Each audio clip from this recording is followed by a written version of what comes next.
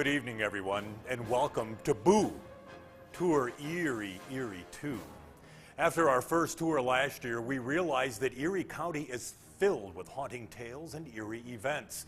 In the next hour, we'll take you to places you've never been to, haunted tunnels beneath the streets of Erie. We'll have stories of spirits that won't rest in peace, including a nun who many say still haunts an area college dorm room. Now, if you're not scared out of your skin by then, how about UFOs and evil energy right under our feet? And oh, all those things Newton said about gravity, forget it. After your trip to Spook Hill, I think you'll agree this place is gravity-free.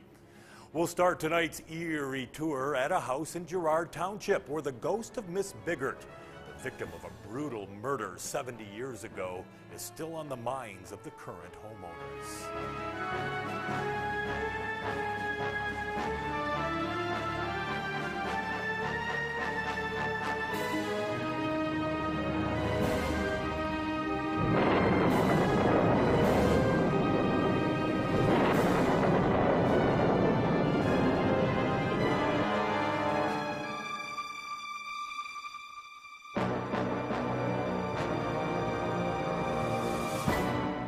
Imagine walking into your kitchen every morning and stepping on the very spot where years earlier a violent murder took place.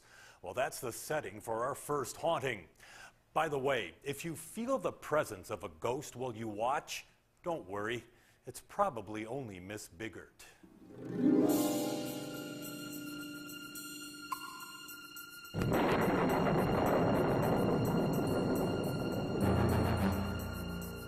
For the past 40 years, Gina and Donald Green have lived in this cozy farmhouse nestled near the woods, hundreds of yards off Tannery Road in Girard Township. Don, or Buzz, as he prefers to be called, has spent years adding to and remodeling his home originally built during the Civil War. But it was in this house on August 4th, 1933, that Joanna Biegert was brutally murdered, beaten to death in her kitchen. Crime photos from that day show the woman was probably preparing lunch for her brother Albert, who was working in a nearby barn. But on this day, the siblings would not make it to the dinner table. Albert was killed in the barn, stabbed repeatedly with a pitchfork. Now, when the Greens moved into the house in 1963, 30 years after the murders, they knew about the crime, but little did they know they would soon encounter who they believe is the ghost of Joanna Biegert. But we were not afraid when we moved in here. Yeah, I believe that there is something. All right, I can't explain it. I don't try to explain it. All right, if it's there, it's there. If it's not, it's not. That's not my problem. But it was a problem for investigators who had to figure out who would commit such a heinous crime. Who killed the Biegerts on that hot summer day 70 years ago? Dave Batters is a postal carrier in Girard. His grandfather, James Batters, was the constable in Girard when the murders took place. Now, if anyone could solve this crime, James Batters was the man who could do it.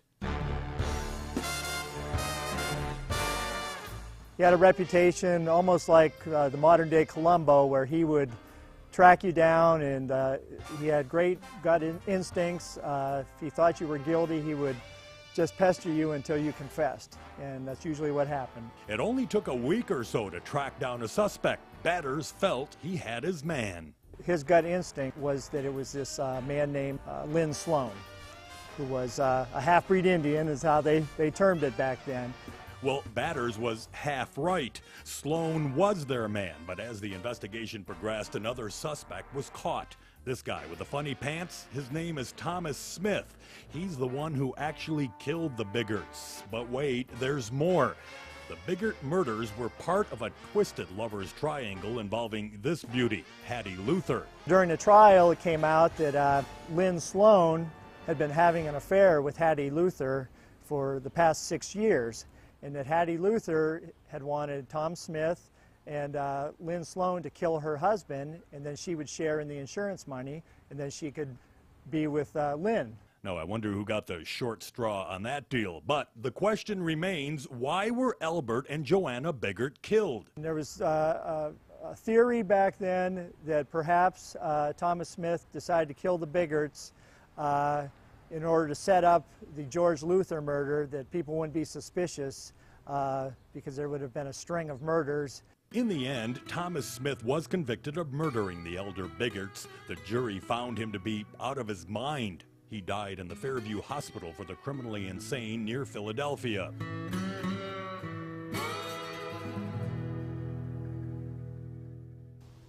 And now for the haunt. Joanna Biegert apparently couldn't rest in peace. After those brutal murders, she and her brother Albert were buried next to each other in the Girard Cemetery. But according to the Greens, Miss Biegert's spirit remained in their house for years to come. The first thing that happened that I recall was when my son was around 8 or 9. He had the upstairs bedroom. Gina's son was visibly upset one morning when she called him to breakfast. And he came down furious, and he had never spoken up to me before, ever. Apparently, Miss Biegert had decided to give him the horns, so to say. And he said, well, come and look. And so I came upstairs, and on his bed were some deer horns that were on the wood plaque. And they had been over his bed, and the plaque had been nailed to a stud through the wall. When I called him, he rolled over into them, which hurt. But could that plaque have simply fallen from the wall onto the bed? But the problem with it was the head on the nail was larger than the plaque into the wall type of thing, and so he could not have taken that off because the nail was still in the wall. And it was in the wall solid, and no little 9-year-old could have pounded that in and not had us heard something at some point. And other strange things have happened in another upstairs bedroom. I've turned that room, a bedroom that we used to think was hers, you know, and the one she made the most appearances in, I've turned that into my train room now. And there's times when I'm sure she's up there playing with my trains because they're not the way I left them when I go up the next time, you know. Buzz, you could be mistaking Miss Biegert's spirit with Boxcar Willie's ghost, but the scary thing is this room could have been the scene of yet another bloodbath, a canine killing that raised the hair of the dog. No, we've never had a dog that would stay in this room for any amount of time. Now, the story goes that when the Biegerts were murdered, her nephew was furious that the family hound dog didn't protect his aunt and uncle from the killers. He was said to have taken the dog to this room and shot it to death. I believe they do. I believe they feel that there's something in there, or why wouldn't they not? They'll stay in the room next to it, and they'll stay out there in the hallway. The dog we have today, he will not stay in this room any amount of time. But perhaps the most visible and frightening unexplained incident occurred one night in 1977, the night Miss Biegert made quite an appearance. We were laying in the bed here, and it was dark outside except for the reflection of the light that we had at the time outside. And the noise started. Of course, we were sound asleep, and you hear this tremendous, tremendous noise, which wakes us up. And we don't really know what it is or what to do about it, and then suddenly the books on the shelves opposite the bed just started flying all around. They went back into the closet area. They went up along each side of the bed, all the way back to the wall. They went out through the doorway and went up 6 steps. Not one statue or, little dog statue or book or part of a lamp or anything was over a piano. The piano was there. Landed on the bed. We were unharmed. Despite the deafening noise and flying objects hurling through the downstairs bedroom, no one else in the house heard a thing. We had 3 dogs living with us at the time, and we have 6 children. None of them woke up. It sounded like you would expect a tornado to sound, just a loud roar.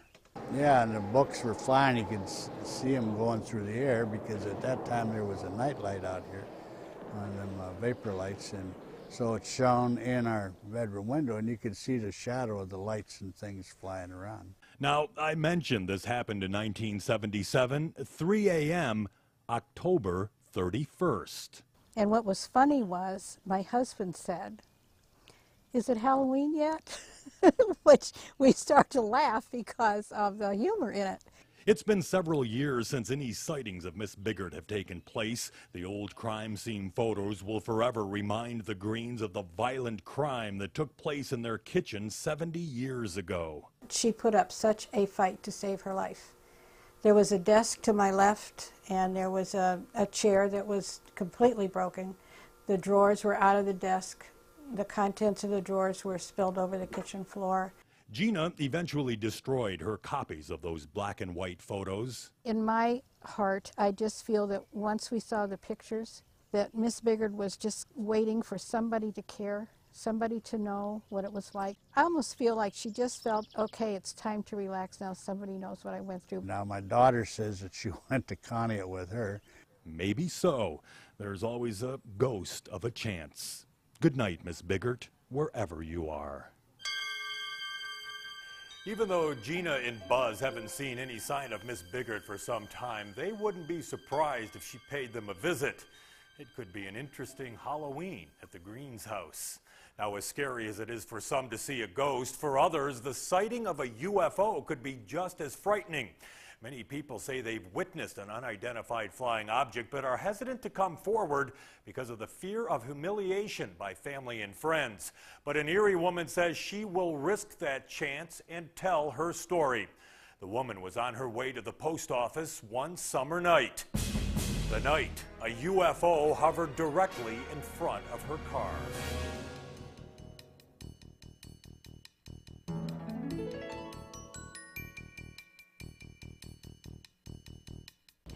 But we saw it. As God is my witness, we saw it. There's no doubt whatsoever that Beverly McCurdy truly believes that what she witnessed, along with her son and several other people one night, was an unidentified flying object. There's no doubt in my mind. The UFO sighting took place along McClelland Avenue in Erie one summer night back in 1989. It was dusk. McCurdy was on her way to the post office with her son Bradley, who was 12 years old at the time. When they got halfway up McClelland Avenue, their trip to the post office was suddenly interrupted by what she thought was an airplane headed directly towards them. I saw the lights first, and then I saw this slender, when it was coming at me, it was not really bubbly or anything. It was very slender, but it was sort of rounded at the top part of it, like, you know, where if there was anyone in it, that's where they'd be. For this evening's reenactment, the part of Bradley McCurdy, normally played by Bradley McCurdy, will be played by David Belmondo. There were no numbers on it. It was all black like a stealth. There was nothing, no identification on it, other than these little lights on the side of the wings, you know, this triangle thing, and this beam of light. There was nothing on it. McCurdy says it was still light enough to make out the stealth shape of that craft, but even more mysterious was the silence in the air. We heard nothing. There was no motor, there was nothing. Nothing, and no idle sound, nothing. Just dead silence. Beverly says she did what most people would do when encountering a UFO. Freaked. I freaked out, and my son, Brad, he freaked a little bit too. The McCurdys watched the UFO for nearly 30 seconds. Several other cars had also stopped, and the drivers were standing outside their vehicles, unsure what was hovering in silence a stone's throw above their heads. Then, as quickly as it appeared, it was gone. Then all of a sudden, that beam of light that was coming down just disappeared. And then it just went, that's all, that's it. It's the only noise there was. And it was gone. Even though others had stopped and watched, when it was over, everyone just left. And everybody just got back in their cars, and no one said a word to anybody because we were all going, ooh, you know, and just sort of drove away. So for years, Beverly and her son didn't tell too many folks about their experience, but what played out that night 14 years ago flashes back in McCurdy's mind every time she travels in that area. Every time. Every time. Yeah. Yeah. We talk about it often, my son and I, but the rest of the family doesn't say too much to it. McCurdy says she's learned to accept the fact that some people don't believe her, but she says it doesn't matter. She saw what she saw, and added that several other people saw the same thing. It was unidentified, it was an object, and it was flying. So when you think about it, that makes it a UOF, or a UFO.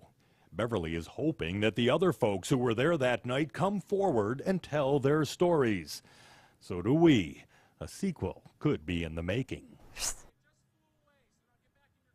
Every year, hundreds of people claim to see a UFO, but what if one wanted to land? Where would it set down? The residents of Lake City decided many years ago that they would put out the welcome mat for any and all space aliens who might want to drop in for a visit. This is the story of the first official UFO landing site.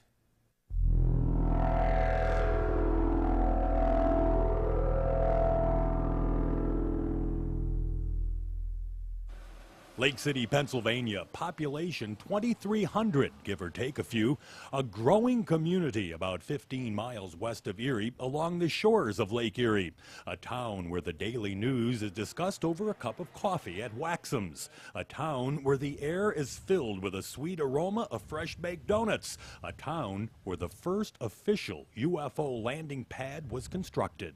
We had the first UFO landing site in the world, not just in the country, in the world. Jim Meter is a Lake City businessman and was project director for the landing site. Now you might ask, why would you build a landing site for a UFO? Why would you build a landing site for a UFO? Thanks for asking. The answer is simple. Well, we had to make a landing site because we wanted the spacecraft to land. The only way we could do it was we had to have a landing site for them to land. Makes sense to me. The idea to build a landing pad for wayward UFOs was pulled from the sky one cold January night in 1976. It was America's birthday, the bicentennial year. Now, just about every town in the nation was involved in some type of celebration project. Lake City decided that instead of looking back, they would look to the future, thanks to what could have been a UFO flying over Lake City. Well, we were sitting at Waxham's in a restaurant in downtown Lake City in January, and after we got done with our coffee, we walked outside, and for that time of year, we saw an object shoot through the sky. And you don't usually see shooting stars in January. So right away, Ted Fall, who was with us, one of the guys who's now deceased, looked up and said, "There's a flying saucer." And a bicentennial project like no other was about to be launched into space. The town decided to build a UFO landing site that even got the blessings from our nation's capital. So I wrote to Washington, D.C. to the Bicentennial Commission, and they come back and they approved our UFO port as an official bicentennial project and assigned us a bicentennial project number. The Lake Erie Community Park was chosen as ground zero. Unfortunately, the welcome wore out and the landing pad no longer exists, but at the time it was quite a display, according to Walt Crosby, caretaker for the park. Imagine if you would. About 5 foot off from this pole, there was a big circle just about at the brown spots going around. It was about 3 foot high with steps going up from all 4 sides. And the UFO was set on top of that. A professional draftsman was hired to lay out the plans that included red, white, and blue landing lights. Well, now you got lighting, what else you need? I don't know, Jim. What? You got to communicate with these flying saucers. So then we put up a big communications tower with antennas, the whole works. Well, we had to have a building for it with our communications equipment. So now we put a building up. The Bicentennial Committee went to the outer limits. They came up with all kinds of promotional ideas. Official UFO landing site signs, license plates, stationery. A Miss UFO was even chosen to let the world know that this is no pie in the sky. There really is an official landing site for UFOs. The scary part of this story is people came from around the world believing that a UFO would be landing in Lake City. There was people that thought that. Yes, there is. You've got somebody like that everywhere. Did you think it was actually going to land, Ed? Yeah, I did. Ed Perry was one of the thousands of people who converged on Lake City that July 4th to see if a spacecraft would actually accept the town's hospitality. Harry Emery was a rookie cop that day in '76, stuck with traffic detail. Emery couldn't believe what was happening to this tiny town. They come from miles, foreign countries, Europe. I think there was even a guy from China, Mexico, Canada. There was a few from Germany. It was amazing how this attracted a lot of people. We had thousands of people here, just everywhere. We had believers, we had non-believers. We've had UFO enthusiasts that come from all over the country, from UFO magazine, from research groups, and they took it serious. And we were making it as more of a joke. So there they were, like the mother of all Star Trek conventions, thousands of people looking for a flying saucer to land. Then, from out of the sky, a craft, but not a spacecraft. This one had rotor blades. We had 2 different helicopters land. And one of the helicopters that landed discharged 3 Martians, which came out in full Martian garb with their ray guns after the public. Talk about anticlimactic, but in the end, Lake City achieved what it set out to do: celebrate America's birthday and bring a town closer together. Now, the icing on the cake was being introduced to the world. After the bicentennial, the pad remained for a while as a landing pad for emergency transport helicopters. But it's the memories of the first official landing pad in the world for UFOs that will remain forever. Beam me up, Scotty.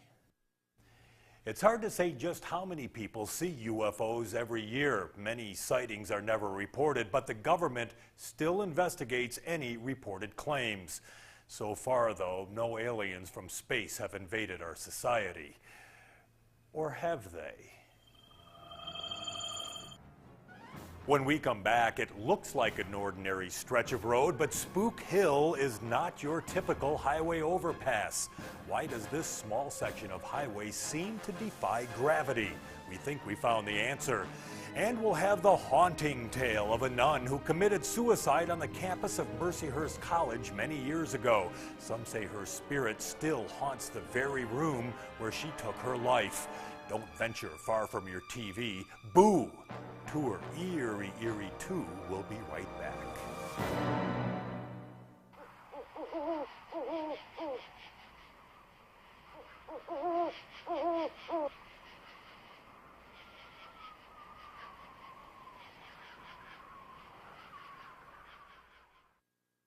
The following program is an account of supernatural sightings across the region. The people relating these accounts are doing so of their own free will, and are in no way being influenced by public television or the ghosts and or ghouls in its employ. WQLN does in no way endorse alien abductions, invasions, or surveys of any kind. Thank you. Riddle me this. When is up down and down up? Oh. Well, it's when you travel to Northeast Township to a place called Gravity Hill or Spook Hill. It's a mystery that's been around for generations. A place where some say an old Indian burial ground lies beneath the road's surface. If cars happen to stop on the hill, the most unusual event occurs. An event that defies gravity.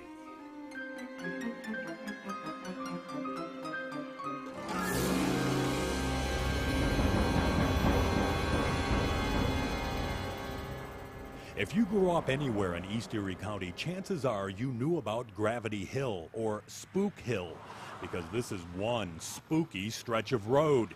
If you travel south on Moorheadville Road in Northeast Township, you'll come to the overpass of Interstate 90. As you crest the hill, you'll feel it. It's like you're entering the spook zone.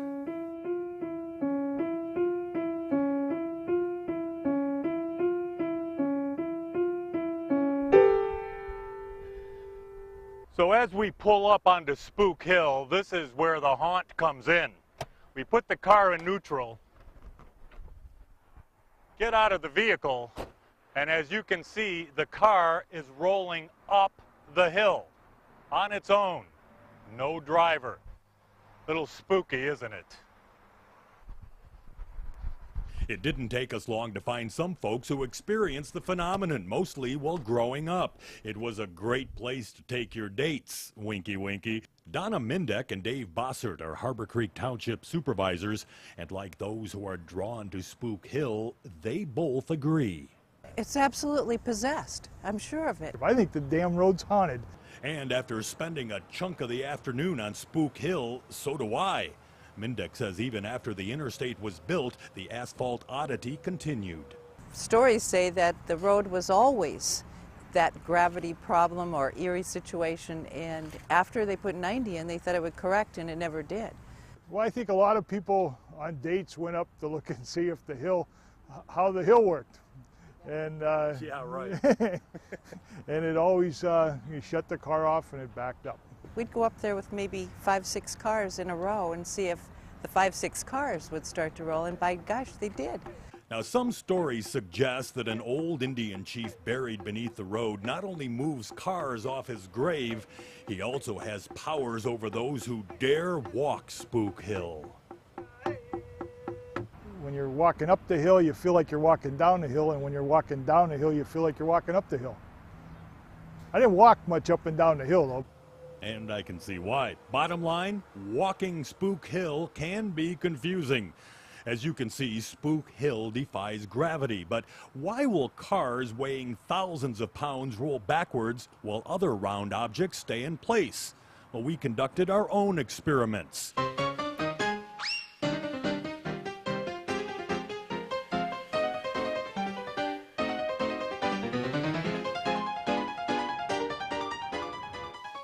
In one test, we took a bag of walnuts and placed them on the hill. Nothing at all. Why aren't they rolling up the hill? The answer may never be known. Nuts to the nuts, but from cars to grape pickers and sometimes even rollerblades. Okay, so you need a little help with the rollerblades. Spook Hill will keep them coming back for generations to come. If you attended Mercyhurst College any time over the past 50 years, chances are this next story will have a familiar ring. For generations of students, it's been said that spirits haunt the beautiful Queen's Chapel on campus, and that the third floor of Egan Hall is haunted, especially room 373. We'll start our haunting tour in that room where the ghost of a nun insists on making her presence known.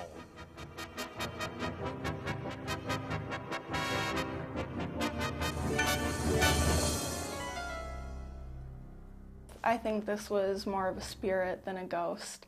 Elizabeth Vesda lived her freshman year at Mercyhurst College in room 373 in Egan Hall. Well, it wasn't long before she found out her room was special. About 3 months into the time I was here, they said that 373, that room was haunted. Haunted, they say, by a spirit of a former Mercyhurst nun who did the unthinkable and took her own life in that room. Sister Joanne Corneen has been with the Sisters of Mercy for 37 years. She says these ghost stories have been around for years, and it doesn't take long before the annual incoming freshman class is briefed in Ghost Stories 101. They're told all of the legends, some of the ghost stories and all of the legends around, and it has become difficult to determine fact from fiction. Well, tonight you decide. The story is told of a young girl who was engaged to be married to a gentleman she loved and cherished.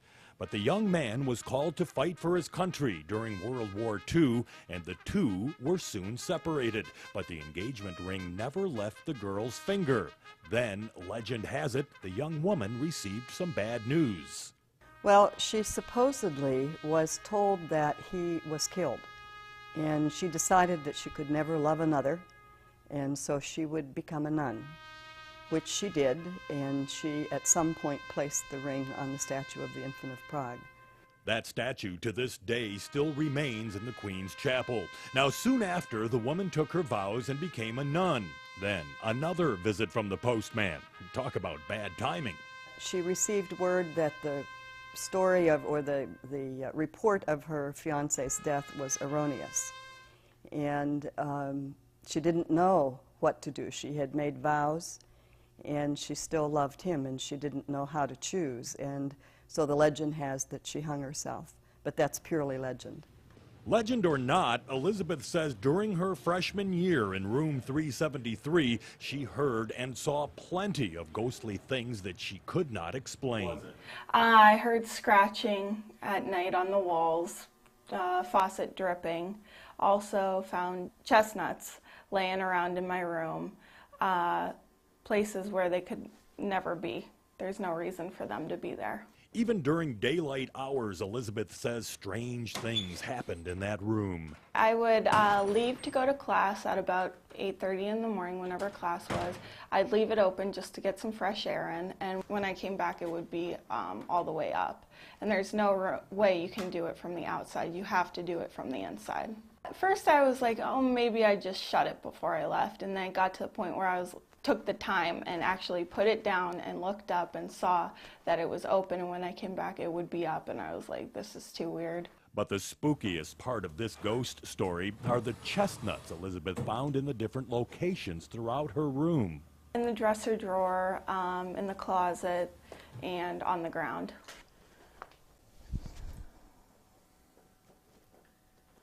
Hey Dave, these aren't chestnuts. That's all right, Liz. We had those left over from the Spook Hill story. Sorry, no money in the budget for chestnuts, but she says they were there. Why, she just can't explain. Just like she can't explain the eerie feeling she experienced while staying in that room. But I feel like that was the spirit just following me, and now I never feel that anymore. And the engagement ring. Well, the ring remained on the Infant of Prague statue for many years after the nun's death. Some even say they've witnessed a strange figure nearby late at night. But that is the rumor, that they've seen a figure there praying before the statue. Then one day in the 1960s, a female college student, in an attempt to fool her boyfriend, took the ring and placed it on her finger. She never had a chance to carry out the prank. Her boyfriend was killed. And the boyfriend met with an accident on the way to visit her. And I think then that was considered an ill-fated ring. Legend has it that the now cursed ring was buried somewhere on the Mercyhurst grounds. No one quite knows where it is. Only the ghosts. Well, we're not heavy into ghost stories, so I would suspect that there's some practical explanation to that. Now, you would think one ghost on campus would be enough, but no. Legend has it there are at least 4 other spirits milling about. Just to the left of the Christ the King Chapel is a mortuary chapel. These buildings, including the tower, were gifts from James O'Neill and his wife Orva. James O'Neill was in the oil business during the 20s and 30s and had 2 sisters who were also Sisters of Mercy. O'Neill spent much of his time in Cannes, France, traveling back and forth through the United States.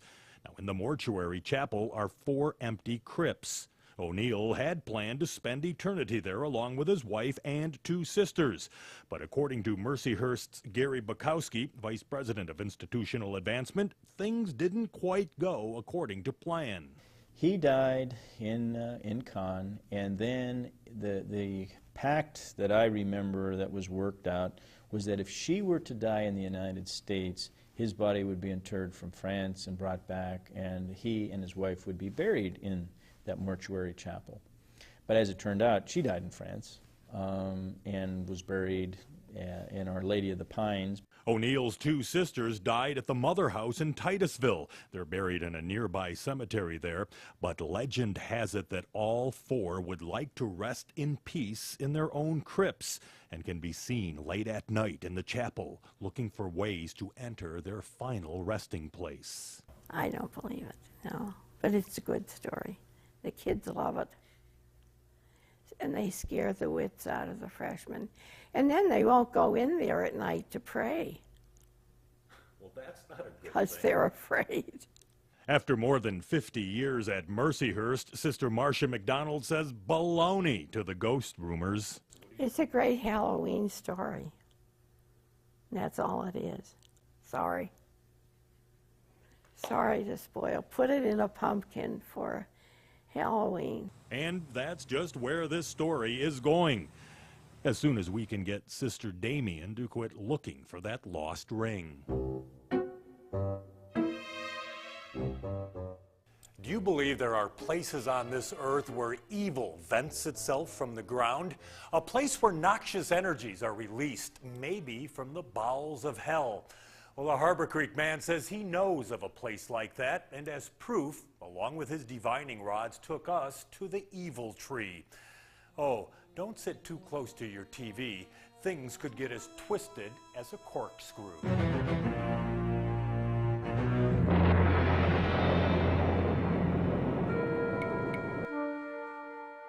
This story is eerie in more ways than one. First, powerful energies in the earth that seem to mutate whatever gets in its way. Second, a device that measures that energy, guided by Thomas Millerin, a retired GE engineer who for the past 42 years has researched and studied these noxious geopathic fields. I'm curious about the phenomena because I'm a researcher. I don't do it for a job.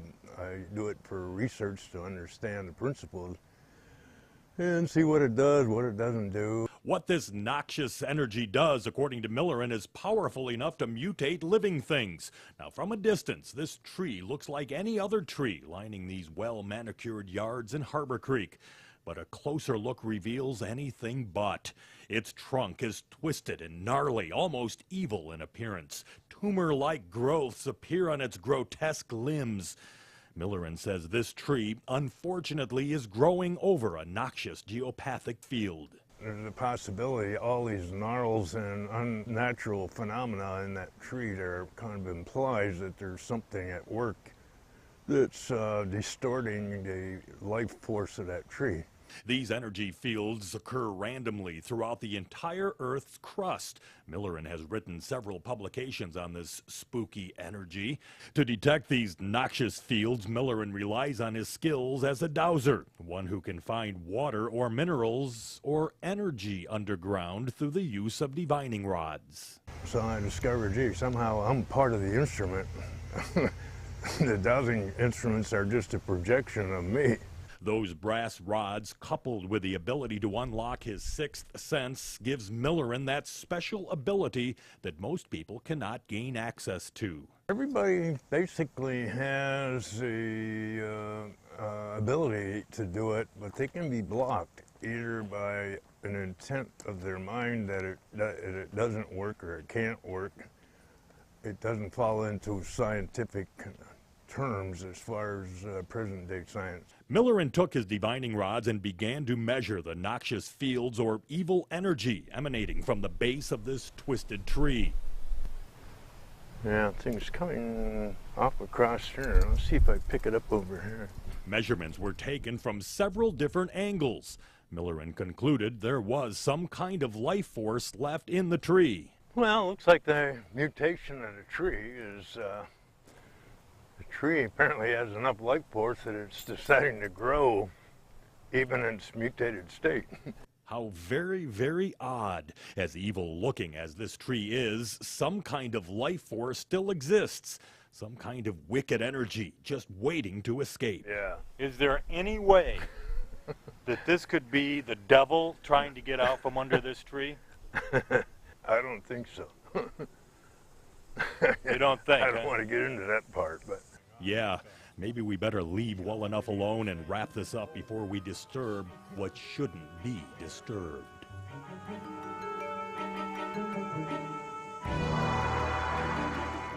Ever since we did that story, I've had a strange feeling of something following me.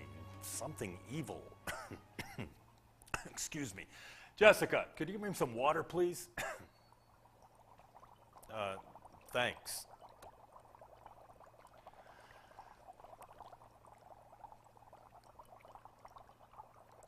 When we come back, we'll meet a paranormal investigator who will set up shop and hunt for ghosts at the Yellow House in Girard.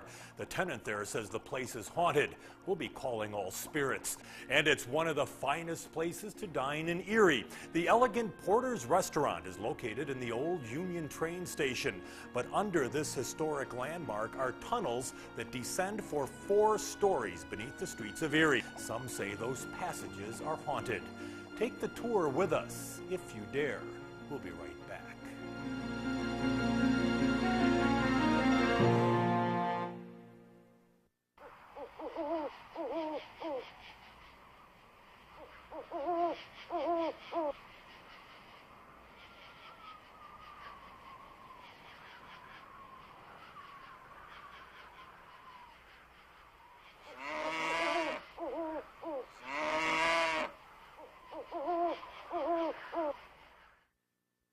What you are about to watch is television at its spookiest. If you feel that you suffer from anxiety, weak knees, or kidneys, WQLN strongly urges you to put your hands over your eyes and only watch this show through the cracks between your fingers. Doing so reduces the chance that vampires, boogeymen, or non-union Yeti will have any interest in attacking you. Thank you. So, you still haven't had enough boo? Well, maybe this next story will help raise the hairs on the back of your neck. A paranormal investigator, one who looks for ghostly clues, set up shop at a Girard landmark. An old farmhouse that's been turned into a museum of rural life. But this museum has more than artifacts on its shelves. This place seems to house some tenants from the past.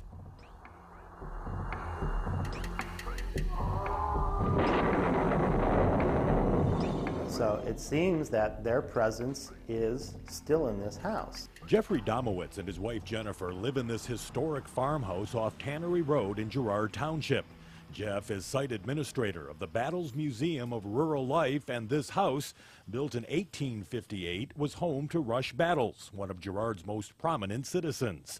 The house has been a museum for the past 16 years. The house is also said to be haunted. Over the past 145 years, several people have died in this home, and apparently many decided to stay. Both the Battle sisters, Alcina and Lucina, died in this home along with their mother. And there were 2 children during the early 1920s that died of smallpox. Those children, Domowitz says, or at least their ghosts, have been spotted by several visitors and workers at the museum. Volunteers have heard children laughing, playing, sort of, having fun outside. Well, they seem like it's coming from outside, and they'll look out of the windows and there won't be anybody outside on the lawn, and they'll open the doors and there's no kids, and they don't hear it outside. They'll walk back into the house and they'll hear this commotion, like kids playing games and running and just having a good time. We've also experienced, though, being in the house and hearing the back door close and hearing footsteps walk across the floor and halfway up the stairs. And then you go to the stairs and there's nobody there. As part of our Eerie tour, we called in a paranormal investigator. Nick Ryder works for a research and development lab in Toledo, Ohio. He works in the field of solar electricity.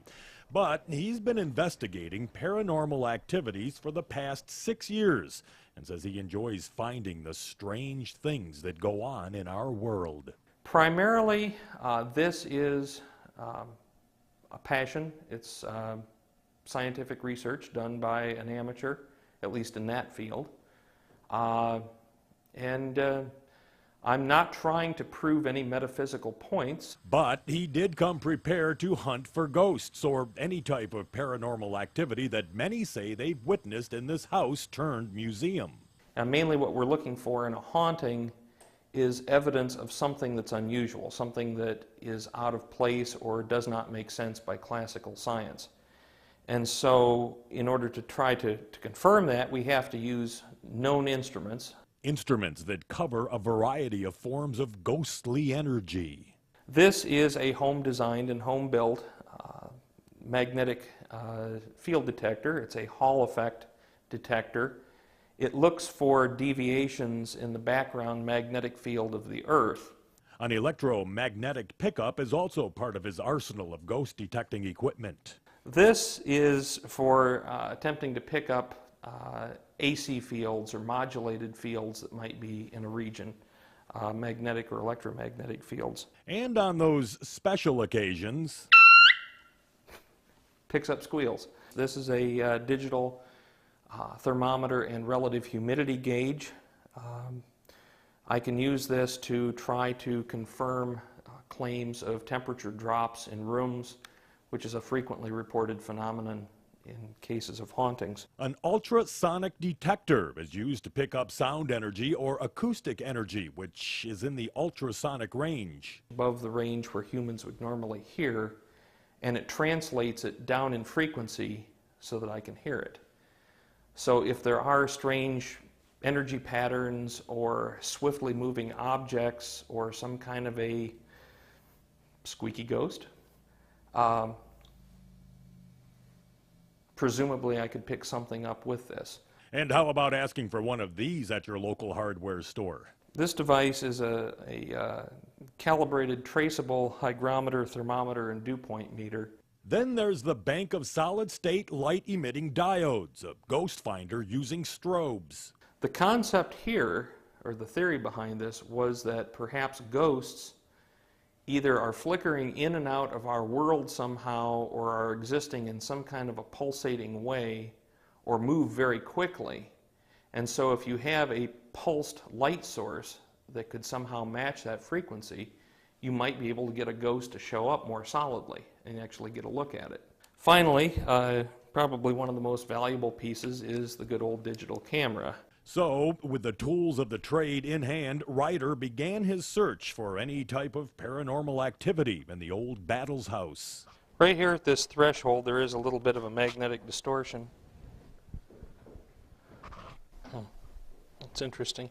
After scanning the rooms and measuring dips in the magnetic field, Ryder continued to end up at the doorway, which is between the hallway and the dining room. I'd like to confirm an observation, but it does seem as though there is a slight dip, typically no more than about maybe 2 points, which would be about 5%. And that means what? What it means is that for some reason there is a slight distortion of the background magnetic field of the Earth right here in this doorway that does not seem to be immediately related to, say, like a steel frame or hinges or whatever.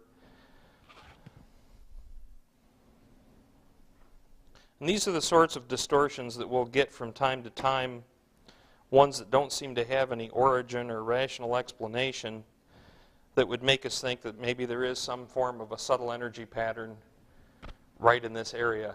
Then Jeff let us in on a bit of information Nick did not know when he began his experiment. We're directly above or below our bedroom area where we had a one sighting, an apparition that sort of walked through into that one closet. And hold on to your pumpkin, that's not all. During a committee meeting held at the house just a few months ago, a woman entered the dining room to retrieve her purse. She didn't stay long. And then hurriedly rushes past us outside, and we're like, what's wrong? Are you ill or what's going on? And she says, I just saw somebody or something standing in the doorway between the hallway and the dining room. And she says, it's just scared me. I need to get out of the house. Domowitz has no plans to get out of the house. In fact, he says he and his wife have learned to accept their ghostly tenants, thanks in part to Nick Ryder. So bringing Nick in was sort of a way to satisfy our curiosity, to sort of say, are we sort of losing it or not? Is there really something here? And if there is here, it sort of at least brought peace to us as far as the family and staff that working here, that's sort of saying there is some sort of presence or some sort of energy that's in this house. And no, we're not losing our mind. Is it a ghost? Is it some sort of energy field? I don't know what exactly it is, but there is something out there that is unexplainable that is doing some of these things. It's manifesting itself as far as apparitions, visible sightings. It's generating energy that we can sense in the sound as way of sounds.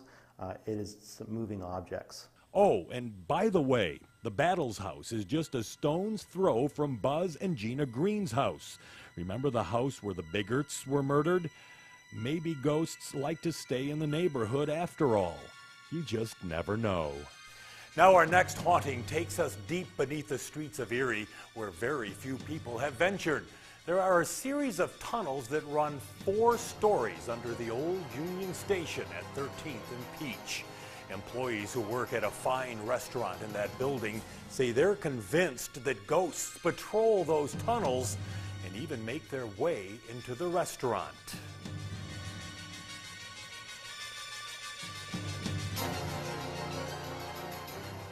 For a game of billiards, or just to say boo.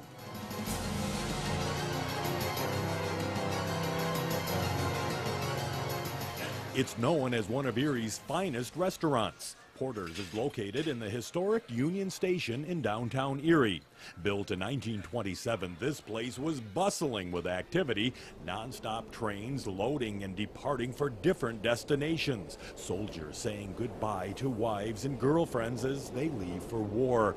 But very few people know that under these floors are tunnels, passages that run deep under the streets of Erie. Some say these tunnels are home to ghosts and spirits that make their way into the restaurant late at night. Bill Miller owns Porter's Restaurant and on occasion needed to go into the tunnels. I'm a restaurateur. I'm no expert in the paranormal, but I can tell you what I've seen and what I've experienced down here is not something you experience every day. Our trip through these haunted tunnels is an experience in itself. There's tunnels that actually go to like underneath Sassafras Street. There's tunnels that go under Peach Street. There's a tunnel that you could drive a truck through that goes over to the post office. A lot of the tunnels were designed for the large boilers that are housed down there. There were 2 huge boilers put in there. They're 3 stories high. When the station was built in 27, the plan was to use part of the sub-basement as a bomb shelter. As we made our way through the dark passageway, now 3 stories underground, we came across tins of survival crackers still stacked outside the planned bomb shelter. Portable toilets and old, now rusted water containers litter the floor. 30-foot ceilings would have protected VIPs in the event of an attack. And they built this for the bigwigs to come in here. This is where the municipal authorities were going to be camped in the event of a bombing or disaster. And now it's a ghost shelter. You could say that. So far, pretty spooky, but no ghostly encounters. An old powerhouse from the 1920s still remains. Old bathrooms are stalled in time. Oops, someone forgot to put the seat down. Legends of ghosts inhabiting these underground passageways make Miller a bit uneasy, especially since he's experienced a haunt or two. I had gone down to show the plumber where all our pipes were. They were doing some maintenance work. Miller spotted something odd. Mysteriously, because I'm the only person that has a key to down there, I saw an old cable roll that was tipped on its side like a table, and there were 2 chairs around it. Miller says he stacked the chairs by the stairs to take them upstairs. But 3 days later, he went down in the tunnels, and to his surprise, the chairs were placed back at the table. I found that really odd because I'm the only one that has a key down there. But what happened next really sent a chill up Miller's spine. He once again moved the chairs to take them upstairs. And the minute I moved them and stacked them, all of a sudden water started pouring out of the ceiling in all these different directions. Whoever it was didn't want me to move those chairs. Could it have been the ghost of Clara, a woman who died at the bottom of these steps? The woman was walking down the steps and had tripped and fallen to her death. And where she actually was pronounced dead is kind of where a lot of this paranormal activity takes place, in that general area. Recently, Miller was closing up for the night and took those stairs to an office upstairs. He believes at that time he came in contact with Clara's ghost. I started walking up the back stairwell, and immediately the temperature had dropped. Now, normally when you walk up flights of stairs, the temperature gets hotter as you go towards the top. And the temperature had significantly dropped, like 60 degrees, and I got a clammy, chilling feeling across my body. There's no air conditioning up there. There's nothing but hallway. And for it to drop like that and give me the feeling I had, it's not something I want to experience again. I personally have never really believed in ghosts until I started working here. Mark Piganelli has been manager at Porter's Restaurant for a little more than a year, but in that time, he's had his neck hairs stand on end. I was back in one of the areas that is more or less a storage maintenance area, just turning off some lights. And I had turned off the main lights in the rest of the restaurant. So when I turned the lights off in the back of the house here, it was pitch black. And I start to walk away.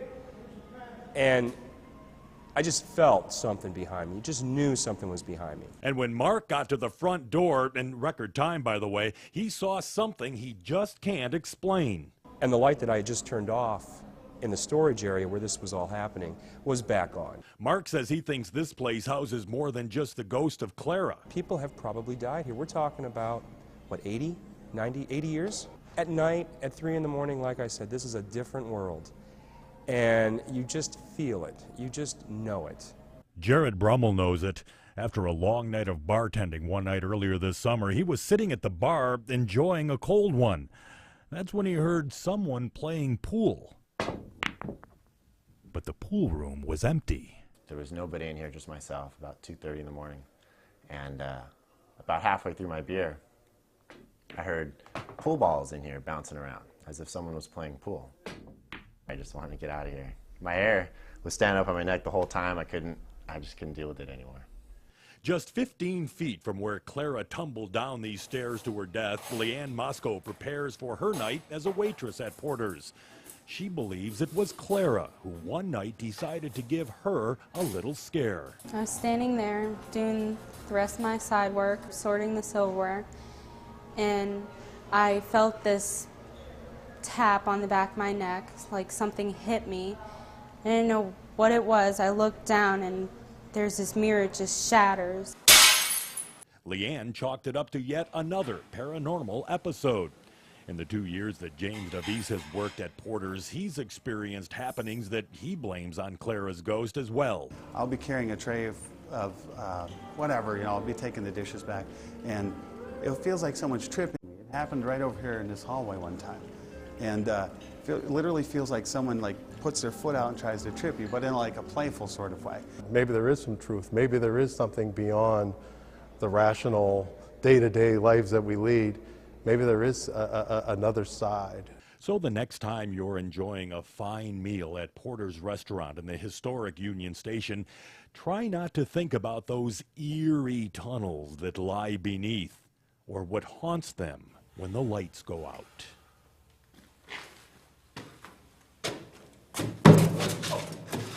I'm okay. Sorry, guys. Can you give me some lights, please? I'm all right. I'm okay. We hope you enjoyed our Eerie Erie tour. The tales and local legends we told you about tonight are just a few of the ghostly stories that have been and will be handed down for generations to come. A visit to the library or the History Center will unveil many more stories of hauntings and sightings and downright strange events that make Erie County a bit eerie.